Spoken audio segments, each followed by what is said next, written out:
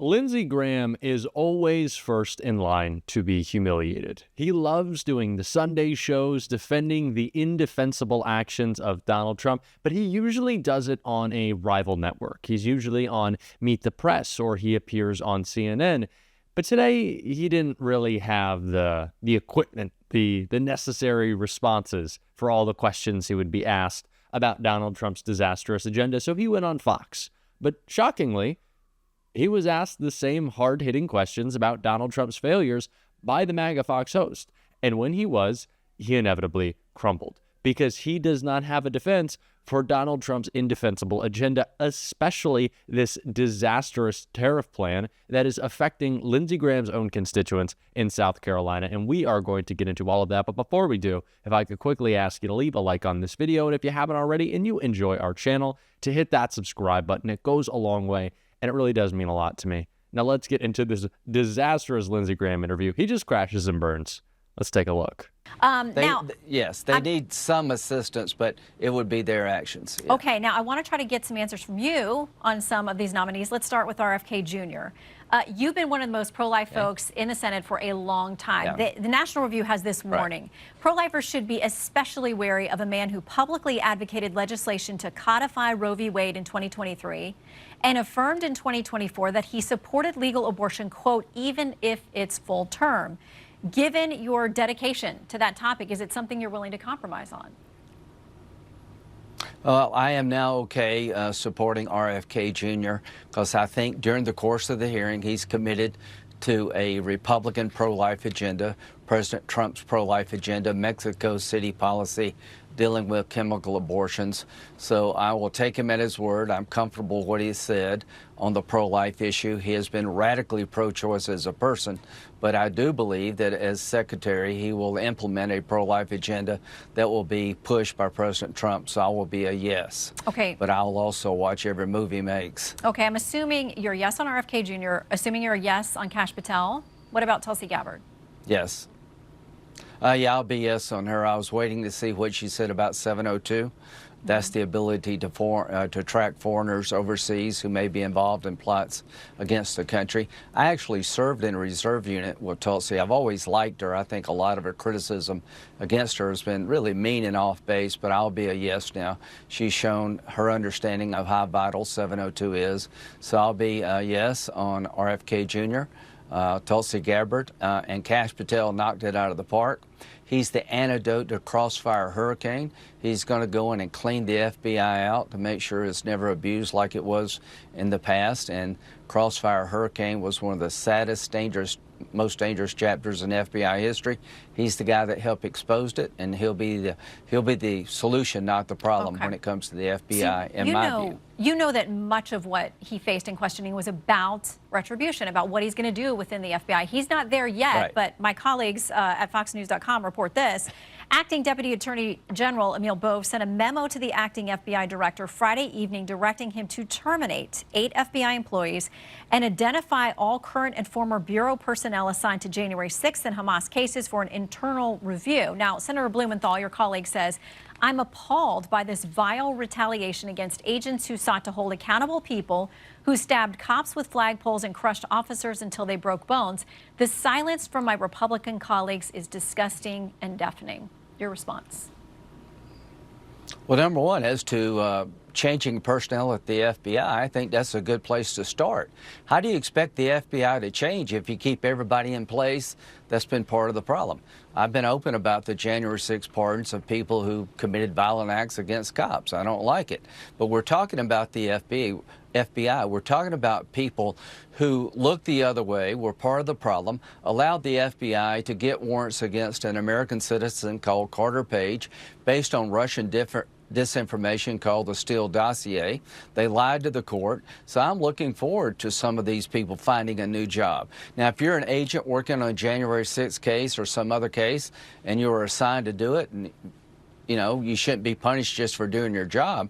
This idea of keeping everybody in place in the government after Trump won the election is insane. I think he should have the ability to put people in management positions that share his vision of how to move forward on the American First agenda. There's nothing unusual about that to me. Okay, I want to ask you quickly about the tariffs. Mexico, Canada already saying they will issue full retaliatory tariffs in exchange. China's going to the World Trade Organization. Your colleague Senator Coons put out this statement when they became official yesterday. He says, you know, President Trump said he was going to drive down prices to make America more affordable. Then on day 13 of his presidency, quote, he imposed tariffs that will send prices skyrocketing. Is it a good move? Well, I think it's 3,000 Americans die every 2 weeks from fentanyl poisoning coming across the Mexican border. They make the drugs, fentanyl, produce them in Mexico. Their precursors come from China. We've been overrun in terms of 11 million illegals coming across the Mexican border.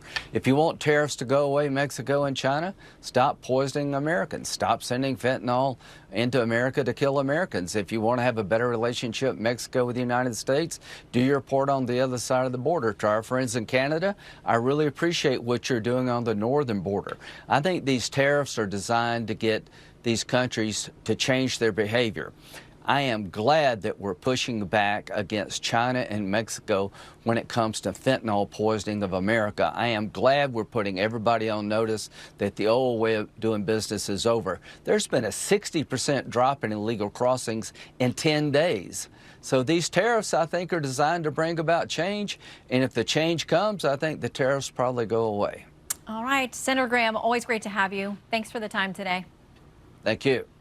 All right, well, the DNC. So there are a couple things there that I want to specifically point out that really crack me up about this Lindsey Graham interview. Obviously, Republicans are going to be trying to obfuscate on tariffs. They're going to try to shift the blame, move it away. Hey, Donald Trump, he's going to figure it out. It was funny. Carolyn Leavitt at her press conference said, when asked the hypothetical, the very real and not hypothetical question about what the Trump administration will do when tariffs inevitably raise prices, she said, well, we don't expect that to happen because so what we're going to do with the but they can't answer. Like that was her answer was it's not going to happen. That's a hypothetical. I can't answer it because President Trump is going to make sure that doesn't happen. But how? They still haven't explained how the tariffs won't increase prices, especially when retaliatory tariffs and retaliatory actions from countries like Canada, Mexico, we might see this from the EU as well, are focused specifically on red states. Republicans have no answers for their constituents who will be paying more. And the Lindsey Graham, RFK Jr., Lindsey Graham has been advocating for a 6-week, a 3-week, 2.5-minute abortion ban. That's what he wants. And now RFK Jr., he's like, man, it's fine. I don't care. I don't care. That's the Republican Party. A complete abandonment of principles, good or bad, and they're usually bad principles. I don't even know if we can call them principles at this point, but to do whatever Donald Trump wants. To support RFK Jr., to support Tulsi Gabbard, who is incredibly scary. I don't know why Lindsey is backing Kash Patel either. Lindsey, sometimes you're on Donald Trump's enemies list, so Kash Patel might be investigating you. But the tariffs of it all, that is the worst part. And that was perfectly called out by Governor J.B. Pritzker right here. Pardoning January 6th rioters who injured and provided injuries that ultimately killed police officers.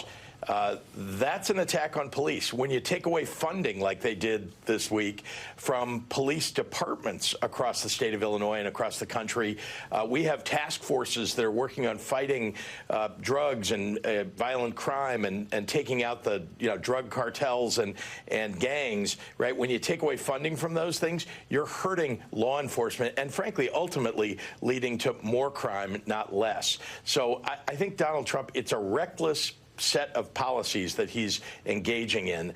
And he, ultimately he promised that he was going to lower costs for Americans. He promised that he was going to make us safer. And he's done none of that. And I realize he's only been in office 2 weeks, but it's gotten worse, not better. You think your prices at the grocery store have gone down in the last 10 days? No, they've gone up because of what he is threatening or what he's already put in place. Governor Pritzker might be kind of lucky. He doesn't maybe have to worry about tariffs as much as the governors of red states do. I don't think Justin Trudeau is really going to be focused on hitting Illinois. They're pretty good friends to Canada. It is sad. It is actually sad that people who live in a Kentucky, a Florida, a Texas, who voted for Kamala Harris or maybe didn't even vote at all, are going to be impacted by Donald Trump's tariffs directly levied at these red states to teach them a lesson. It's just sad for everybody. I do not want people's lives to be impacted by Donald Trump's disastrous agenda. I don't want people to have to pay the $1,500 to $2,000 more in additional costs that some economists are predicting out per household will be the cost of Donald Trump's tariff plan. I don't want that to happen. But I guess if this is what it takes to learn that China is not paying the tariff, and then once again, a Democrat leaves a Republican, a booming economy, and they immediately screw it up. I don't know how many more examples of this we have to have before people start to recognize a pattern. I thought that's like what humans were kind of programmed to do. This is like part of our biology is to recognize patterns, and somehow we can't go, oh, Bush, Clinton, Bush, Obama, Trump, Biden. Trump already in 12 days. It's just like, maybe we should focus a little bit more. Pay attention. Democrats are saying it. Listen to Tim Kaine say it. A tax on Virginia consumers. Prices went up, and then when those nations retaliated, they retaliated against critical Virginia industry sectors, especially agriculture and forestry. I remember going out during the Trump first term to talk to my farmers and foresters, who by and large were Trump supporters, and they were saying, for God's sake, Senator, help us. This is hurting our businesses. So look, here's what Americans are going to see. Higher prices for energy, higher prices for groceries. That's what they're going to see. Businesses are going to get hurt when the retaliatory tariffs tick in. And I'm struck by the irony of last week, the president signed an emergency order regarding energy.